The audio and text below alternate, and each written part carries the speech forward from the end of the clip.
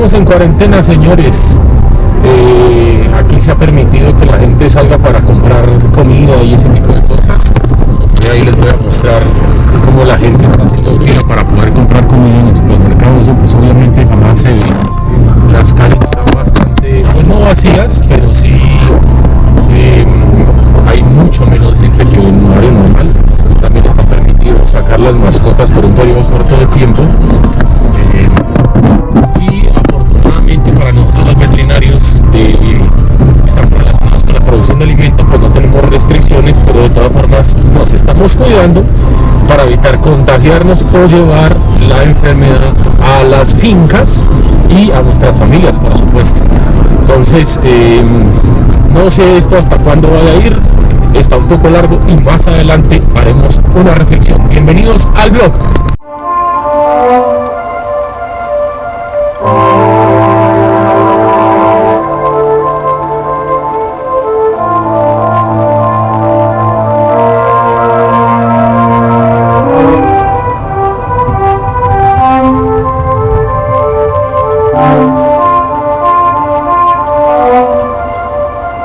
Bueno, ya parando un poquito este tema del coronavirus que nos va a enloquecer, les estoy mostrando el caso clínico de una vaca que nosotros sospechamos que tuvo reticuloperitonitis traumática. Entonces en este punto estamos viendo el retículo, que es una estructura redondeada con la forma de media luna, y ese retículo obviamente de ahí hacia abajo no se observa nada porque está lleno de gas, que es un gas normal obviamente del proceso de fermentación de los alimentos que consumen la vaca. Esos órganos son altamente móviles, pero lo que sí jamás debemos observar es que por fuera de esos órganos hayan estructuras o materiales libres, porque eso es el abdomen, el peritoneo, la cavidad peritoneal. Entonces nosotros vemos aquí en este momento ese material libre en el abdomen, inclusive lo vimos ahorita mucho antes cómo se movía. Ya les voy a volver a repetir esa imagen. Aquí la pueden estar viendo muy bien cómo es que se repite esa imagen de ese material dentro del abdomen libre que se está moviendo por fuera de las vísceras. No tiene nada que ver con el retículo ni con los otros órganos que allí están adyacentes y aparecen, lo que a nosotros nos indica que hay una peritonitis. A ver, ¿cuál es la historia de esta vaca?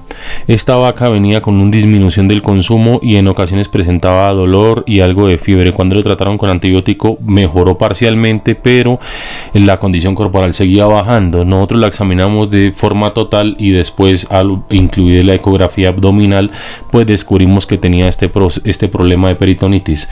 Lo que probablemente pudo haber pasado con la vaca es que quizás ella consumió un artículo cortopunzante, causándose una reticuloperitonitis traumática no grave, pero que las personas no están dispuestas siempre a realizar este tipo de cirugías, que en este caso es una ruminotomía, para poder tratar de buscar, lo que no nos quiere decir que nosotros pudiéramos haberlo logrado, buscar ese material para poderlo extraer de allí, que el que estaba causando daño y generando ese pequeño agujero por lo cual se salía el contenido digestivo hacia el abdomen y causando el problema.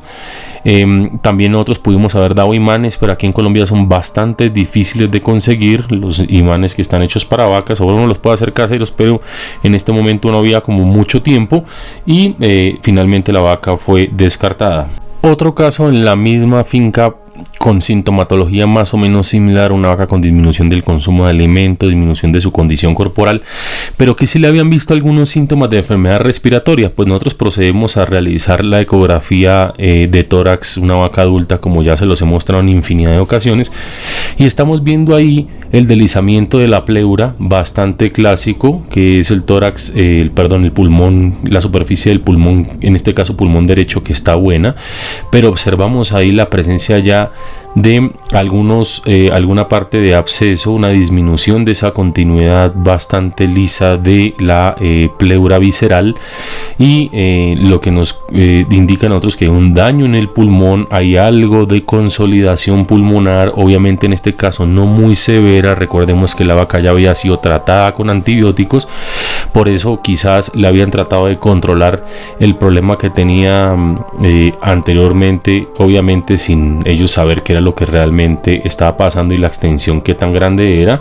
Nosotros lo que hacemos es, debido al efecto positivo del tratamiento de esta vaca, pues continuamos el tratamiento antibiótico para que el animal se sienta mucho mejor y pues lo podamos mantener en este caso en la finca. Recuerdan que en el video pasado les dije que les iba a mostrar un caso que no salió bien, porque las cosas muchas veces no salen bien, no salen como uno las planea y como uno normalmente espera encontrar las cuestiones. Esta era una vaca que tenía un absceso gigantesco en la ubre, en este caso en el cuarto posterior izquierdo. Yo lo que ya le había hecho algunas ecografías previas a esta, y yo le había observado que en el punto en donde estaba menos profundo ese absceso, que ya había sido tratado con cualquier cantidad de antibióticos y no había querido drenar, tenía muchísimos vasos sanguíneos. Y ya saben, con otro video de ubre que había por ahí, tengan mucho cuidado al cortar la ubre. Yo lo que estoy haciendo es mirando por qué lado cortarlo, pero me estoy dando cuenta en este punto que quizá ya no tengo que cortarlo, porque en el mes anterior, en el cual yo le había hecho la ecografía inicial a esta vaca, había disminuido muchísimo la cantidad de pus que tenía ese absceso, y yo dije, bueno, pues quizás el problema se haya solucionado.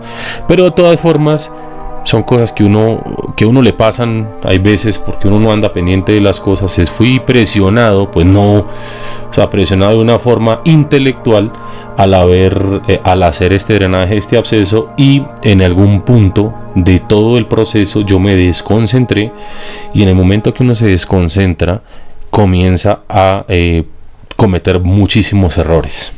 En el momento en el que yo me desconcentro, ya obviamente no pregunten esas estupideces de siempre, que si le pusimos o no anestesia, pues le agarré un vaso sanguíneo gigantesco dentro de la ubre, como pueden ver ahí, lo cual generó una alta preocupación sobre mí y mis acompañantes. Pues ahí lo que uno tiene que hacer es tranquilizarse, tener una calma inmensa, lo cual aquí, como yo les estoy diciendo, parece muy sencillo.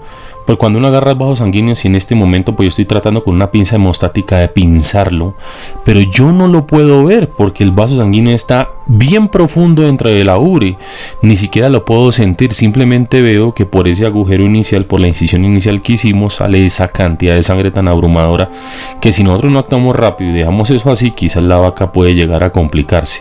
Eso es un problema grandísimo, que nosotros no lo podíamos sentir, y al no poderlo sentir, pues no lo podíamos hacer una hemostasis correcta de él. Acá en este punto ya, afortunadamente y aparentemente, yo ya he podido, sin saber bien en dónde está el vaso sanguíneo, lo logré pinzar, lo que me va a dar a mí bastante tiempo para poder solucionar el problema. Bueno, aquí aparentemente todo está arreglado, obviamente tiene ahí las pinzas hemostáticas puestas, y ya la cuestión ya es de un parte de tranquilidad, ya por lo menos no tiene esa hemorragia tan severa como lo vieron en un principio. Pero de todas formas, yo pensando y no curándome, y no, digamos, pensando que las cosas son muy fáciles, dijimos que paráramos la vaca. Una vez paramos la vaca, pues nos dimos cuenta que el problema no estaba solucionado. Como pueden ver ahí, la hemorragia severa, y yo cuando introduzco el dedo, ahí pueden ver ya como para la hemorragia de forma inmediata, me doy cuenta en el grave problema que me había metido. El grave problema en el que me había metido era que había cortado un vaso sanguíneo aproximadamente del mismo grosor de mi dedo índice, que no es un dedo tan delgado, y yo tenía que mirar a ver cómo hacer para poderlo ligar, o en este caso ya les voy a mostrar cómo fue que yo lo hice, porque todo esto es algo que se improvisa en el campo para poder salvar los animales de una posible muerte. Entonces lo que nosotros hicimos fue esto. Me perdonarán aquí los dibujos. Entonces aquí está representado la ubre con su pezón posterior derecho y el pezón posterior izquierdo. Ahí está pintado el absceso con verde y rayitas negras, y está el vaso sanguíneo que yo corté. Ahí está el bisturí, lo estoy cortando. cometí el error porque en ese momento me desconcentré y yo ya había visto ese vaso sanguíneo, yo ya sabía que no debía entrar por ahí, pero me desconcentré por infinidad de razones que ahorita ya no vale la pena lamentarse. Y al haberlo cortado, como estaba bastante dentro de la ubre, yo no lo podía coger. Entonces yo lo que hice fue coger con las pinzas y pinzarlo de esta forma, porque él estaba prácticamente en el mismo sentido en el que yo podía meter las pinzas, o sea, está y metido entre el tejido, no era que tuviera un pedacito libre para que yo lo pudiera pinzar. Entonces así fue que yo lo hice, y posteriormente a eso lo que hice fue amarré las pinzas y le dejé las pinzas ahí puestas durante 4 días, así como lo escuchan, 4 días con un buen monitoreo de los muchachos. Entonces yo les pedí el favor que me fueran mandando videos constantemente, y aquí ven cómo quedaron las pinzas ya metidas, amarradas. Obviamente hay un drenaje de pus de ese absceso que yo finalmente terminé abriendo, es obvio que eso yo lo terminé de abrir. Y las pinzas, como ya se los mencioné, las dejamos 4 días. En el día 4, ¿yo por qué amarré las pinzas de esa forma? Pues para evitar que esas pinzas se fueran a soltar, porque finalmente iban a quedar prácticamente sobre el piso. Esto era una vaca ya de edad, y no quería que eso fuera a llegar a pasar. ¿Por qué tomó la decisión de 4 días? Simplemente porque nos dio miedo soltarlas antes. Una vez ya soltadas las pinzas, nada sucedió y la vaca está perfecta. Quedaron de enviarme un video, no sé si alcanza a salir para este video, o si no se los muestro en el siguiente cuando vuelva otra vez a la finca, para poder ver la vaca y mostrarles cómo fue que quedó. Pero es algo que yo les quería mostrar, porque no siempre las cosas salen como uno piensa. Uno tiene que calmarse, pensar qué es lo que va a hacer y tratar de resolver el problema. Una de las opciones que nosotros teníamos para poderlo haber resuelto era haber abierto bien la ubre, haber puesto la vaca de acúmito dorsal, haberla anestesiado muy bien, haber abierto la ubre, disectar ese vaso sanguíneo para poderlo ligar, ya sea ahí obviamente con material de sutura. Y aunque parezca esto un proceso un poco raro y loco y hasta medio ordinario, pues yo les quiero contar a las personas que no tratan animales, que no manejan animales, que el hecho de improvisar ante un problema inesperado es algo que también es vital. Nosotros no podemos esperar que la vaca se muera. Los animales todos no tienen la anatomía de la misma forma, así que por favor piensen que uno trata de hacer las cosas lo mejor posible, pero en ocasiones las situaciones pueden llegar a empeorarse. Pónganse en los zapatos de los demás antes de criticar. Bueno, y ya para finalizar, yo sí quisiera hacer unas pequeñas reflexiones acerca del problema que tenemos con el coronavirus.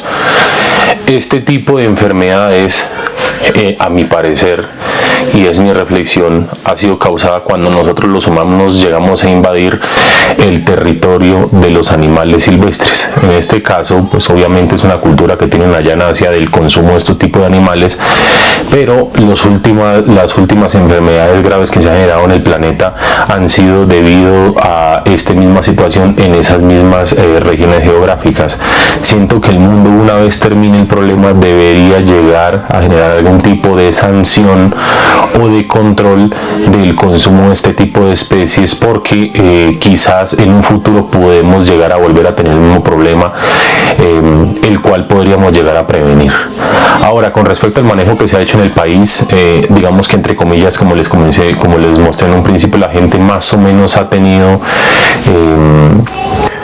seguido las indicaciones que se les han dado por parte del gobierno y de las personas que están tratando de controlar y manejar el problema en el país, y aún así pues los casos no han sido tantos como los que se han presentado en otros países, inclusive países vecinos como Ecuador. Nosotros tenemos aquí un gran problema de diagnóstico, porque nuestro diagnóstico es muy bajo, y al ser muy bajo, pues obviamente no sabemos cuál es la prevalencia y obviamente la incidencia de este tipo de enfermedades en nuestra población. De todas formas, nosotros nos estamos protegiendo para tratar de no traer los patógenos a la casa, y de la misma forma evitarnos contagiar nosotros mismos, o como les comentaba de un principio, llevarlos a las fincas. Otra cosa que yo pienso es que ¿qué va a pasar una vez termine el periodo de cuarentena? Hay gente que dice que quizás el gobierno lo va a extender, pero la economía de este país, que es un país del tercer mundo, no sé si lo puede aguantar. Han habido muchas críticas a personas que han salido a las calles que no tienen el aval del gobierno para poder salir, pero también debemos pensar en que son personas que viven del día a día, que no tienen otra forma de sustento de alimento, que no están bajo ninguno de los registros que tiene el gobierno, o sea que en teoría para el gobierno no existen estas personas, y las personas tienen que mirar a ver cómo hacer para poder conseguir la plata para poder consumir sus alimentos. Entonces esas son cosas que nosotros debemos pensar. Pienso también que el problema del virus puede llegar a ser manejado con algún tipo de regulación para que nosotros podamos seguir, para que el país no caiga en una recesión económica tan grave como la que se viene. Estos países que son tan pobres y en donde la agricultura siempre ha sido vista de una forma terciaria y de lado, nunca ha tenido la importancia adecuada y que se le debería dar, ahora sí es importante. Ahora sí se demuestra que las personas que producimos o ayudamos a producir comida somos personas importantes para la sociedad. Y la otra cosa que queda clara en este tipo de problemas es que definitivamente, porque observé las fotos en internet, la principal causa de contaminación en el mundo no es la ganadería, no es la agricultura. Obviamente son actividades que contaminan, pero no tanto como la quema de combustibles fósiles y la industria. Esto nosotros ya lo sabíamos. En estos momentos de la pandemia no hay nadie que hable acerca de esas fotos, de cómo se ha mejorado la calidad del aire debido a la disminución de la quema de combustibles fósiles. Ahora la ganadería sí ya no es la culpable de los problemas en la capa de ozono y el smog que hay en las ciudades. Entonces, por favor, consuman proteína animal, porque si ustedes quieren protegerse y fortalecer su sistema inmune, deben hacerlo obligatoriamente. Y dejémonos de bobadas. Las personas que solamente consumen vegetales tienen un sistema inmune mucho más inferior, aunque ellos opinen lo contrario. Yo sé que hay mucha gente aquí que me va a criticar, pero no me importa, este es mi canal y quiero decir las cosas como las siento y como son en la realidad. Por favor, consuman proteína animal, de animales sanos obviamente, porque van a mejorar su sistema inmune y no van a tener un problema en el futuro y se van a poder defender más de todos los patógenos, no necesariamente del coronavirus que ha sido tan famoso en este tiempo.